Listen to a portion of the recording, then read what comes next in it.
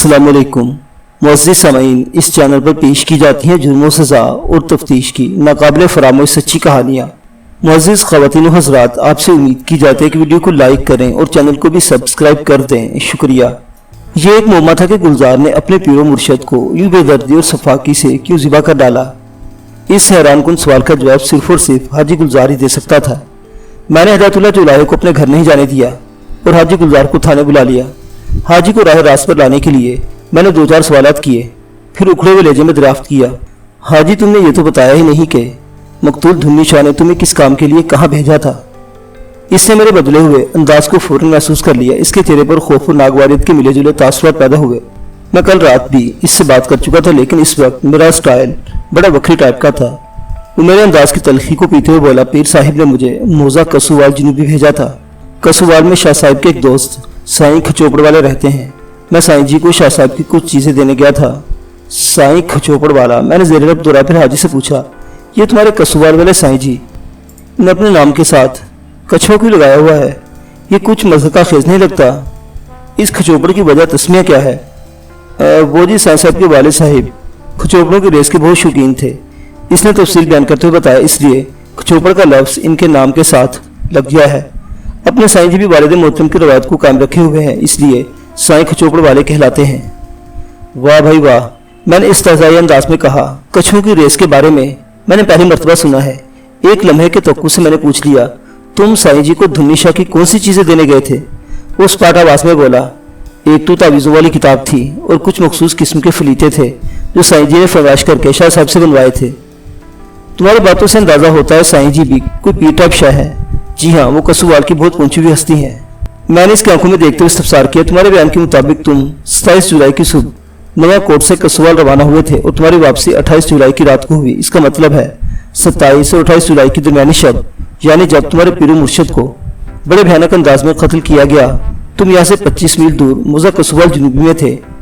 जी हाँ जी, वो गड़बड़ाकर बोला।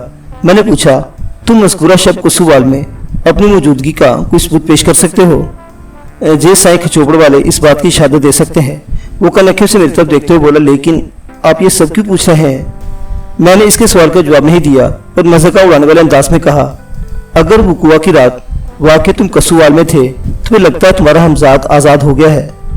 बात खत्म करते मेरा रेजा खासा जहरीला हो गया, क्योंकि इसी रात के दरमियानी हिस्से में तुम धुन्नी शाह के हुजरे में क़िबला बच्चा वाली सरकार के साथ रेसलिंग करते हुए भी देखे गए हो। जी क्या मतलब? वो इस तरह उसे जैसे इसने अपने सामने मौत को खड़ा देख लिया हो। मैंने कड़े अंदाज में कहा, पाजी इसका मतलब सीधा सीधा यह है कि तुमने अपने हाथों से पीर धुन्नी शाह को मौत के घाट उतारा है। मेरे लहजे की संगीनी को महसूस करके वो कांप उठा, ताहम मुज़ाहमत जारी रखते हुए बोला, आपको किसी ने बिल्कुल गलत बताया है। मैं तो तुम इस रात कसूवाल में कछुओं की रेस पर रख्मे लगा रहे थे। मैंने इसके बाद काटते हुए तंज़े लहजे में कहा, यही कहना चाहते हो ना? वो बड़ी बड़ी कस्में खाकर मुझे यकीन दिलाने की कोशिश करने लगा कि इसने धुन्नी शाह को कत्ल नहीं किया, मगर मैं इसके फरारी अंदाज से भांप चुका था कि मैंने असल बंदे पर हाथ डाल दिया है, लिहाजा मैं इसके किसी चक्कर में आने वाला नहीं था। मैंने खड़े और दो टोक अल्फाज में इस पर वाज़ेह कर दिया, वक़ुआ की रात तुमने मकतूल के साथ जो धींगा मुश्ती की थी, इसका एक चश्मदीद गवाह मेरे पास मौजूद है और मैं इस शहादत को तुम्हारे खिलाफ अदालत में पेश करूँगा। लिहाजा तुम्हारी बेहतरी इसी में है कि नहायत ही शराफत के साथ अपने जुर्म का एतराफ़ कर लो। वो बिलबिलाने वाले अंदाज में आए बाएं शाएं करने लगा। बिलाखिर मजबूरन मुझे इस पर सख्ती करना पड़ी। मैंने इसे पहले ही मुंतज़िर हवालदार के हवाले करते हुए सफाक अल्फाज में कहा, पाजी गुलजार, ये सच है कि लातों के भूत बातों से नहीं मानते और तुम तो भूत भी बड़ी ऊंची नस्ल के हो, इसलिए तुम्हारी जुबान खुलवाने के लिए लातों के अलावा घातों की जरूरत भी पेश आएगी। जाओ, हवालदार तुम्हें इस सिलसिले में मायूस नहीं करेगा। गुलजार को दिलदार के हवाले करके मैं अपने क्वार्टर में चला गया। अगली सुबह मैं अपने कमरे में पहुंचा तो गुलजार की तबीयत साफ हो चुकी थी। रात भर हवालदार दीगर अमले के ताउन से उसे प्लेज करता रहा था, जिसके नतीजे में इसने इकबाल जुर्म करके खुद को मौत से ज़्यादा अजियतनाक जिंदगी से बचा लिया था, और इसका ये इकबाल मबनी बर सच था। गुलजार ने अपने इकबाली बयान में बताया कि धुन्नी शाह का कत्ल इसने साईं खचोपड़ वाले के ईमा पर किया था। साईं बज़ाहिर शाह की दोस्ती का धम भरता था, लेकिन अपने दिल में वो धुन्नी शाह के लिए बेपना नफरत और अदावत रखता था, और इसकी बुनियादी वजह यह थी कि धुन्नी शाह ने बड़ी सफाई के साथ साईं के अकीदतमंदों को तोड़ना शुरू कर दिया था। और अब सूरत हाल ये थी कि साईं का नेटवर्क तकरीबन तबाह होकर रह गया था। साईं अपनी बर्बादी का जिम्मेदार सिर्फ और सिर्फ धुन्नी शाह को समझता था, जिसने नहायत बदमाशी के साथ इसका कारोबार हथिया लिया था। लेकिन साईं की मजबूरी ये थी कि वो धुन्नी शाह को इस सिलसिले में खुल्लम खुल्ला कोई इल्जाम नहीं दे सकता था। धुन्नी की बड़ी तेजी से बढ़ती हुई ताकत का इसे बखूबी अंदाजा था, चुनांचे इसने खुफिया वार करने का मंसूबा बनाया। गुलजार का अक्सर कसोवाल आना जाना रहता था। इसने रफ्ता रफ्ता प्यार मोहब्बत से इसे अपनी मुट्ठी में लेना शुरू कर दिया। इस पर गिरफ्त मजबूत रखने के लिए साईं ने मजीद ये चाल चली के गुलजार को अपनी हसीन अजमील बेटी रुखसाना की झलक भी दिखा दी। जब इसने देखा कि लोहा गर्म हो चुका है तो इसने बड़े वाज़ेह अल्फाज में गुलजार को एक पेशकश कर दी। साईं की ख्वाहिश के मुताबिक अगर गुलजार धुन्नी शाह को कत्ल कर देता तो रुखसाना की शादी इससे करने को तैयार था और साथ ही इसके पीर ऑफ नवा कोट बनने की राह भी हमवार करता। गुलजार जैसे काले भजंग गैंडे को रुखसाना जैसी गोरी चिट्टी और खूबसूरत लड़की में बड़ी कशिश नजर आई। इलावा अजी वो नवा कोट वाले आस्थाने का बेताज बादशाह बनने के ख्वाब भी देखने लगा। इस तरह साईं खचोपड़ वाला गुलजार के हाथों अपने जोरावर हरीफ को कत्ल करवाने में कामयाब हो गया। हाजी गुलजार ने जराना स्लीपर और चूड़ियों के टुकड़ों का ऐसा टच लगाया था कि किसी भी तफ्तीशी ज़हन को गुमराह करने के लिए काफ़ी था। वो तो इसकी बदकिस्मती के इसी रात हदायतुल्लाह भी ऐसे ही किसी मिशन पर निकला हुआ था। आइंदा रोज मैं एक पुलिस पार्टी के साथ मौजा कसूवाल जुनूबी पहुंचा और बड़ी गर्मा गर्मी के बाद साईं खचोपड़ वाले को गिरफ्तार करके थाने पहुंचा दिया।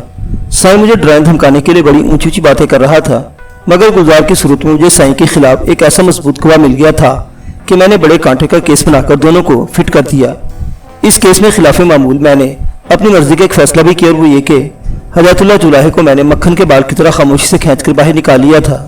साईं और हाजी के खिलाफ बनाए जाने वाले केस में हदायतुल्लाह का कहीं जिक्र नहीं था। जब मैंने इसे घर जाने की इजाजत दे दी तो इसने हैरत भरे लहजे में पूछा, थानेदार साहिब क्या आप वाकई मुझे छोड़ रहे हैं? मैंने कहा, हदायतुल्लाह, जिस तरह खुद को गिरफ्तारी के लिए पेश कर देने वाले कत्ल के मुजरिम के साथ हम नरमी का बर्ताव करते हैं, बिल्कुल इसी तरह इस शख्स को भी राय दी जाती है जो कानून के साथ ताउन करते हुए सच बोले। तुम्हें इसी बिना पर छोड़ा जा रहा है। वो मेरा शुक्रिया अदा करते और दुआ देते हुए थाने से रुखसत हो गया। साईं, हाजी और शाह तो अपने करार वाकई इंजाम से दो चार हो गए, लेकिन ये पहले और आखिरी पेशावर नहीं थे। गांव देहात हो या शहर, मुआशरे के हर जीशूर शख्स को अपनी आंखें और कान खुली रखने की जरूरत है, वरना ये पेशाकार कारोबारी शैतानी अंदाज में अपना धंधा चमकाते रहेंगे। एक सेहतमंद मुआशरा कायम करने के लिए ऐसे नासूरों का कला कामा जरूरी है या नहीं? आप इस बारे में क्या कहते हैं? आपके कहने और फिर करने ही से ये सब कुछ होगा, ये याद रख लें। मुअज़्ज़िज़ सामीन नाज़रीन, आपको ये मलिक साहिब की तफ्तीशी कहानी कैसी लगी? अपनी आरा का इजहार कमेंट बॉक्स में कीजिएगा। शुक्रिया।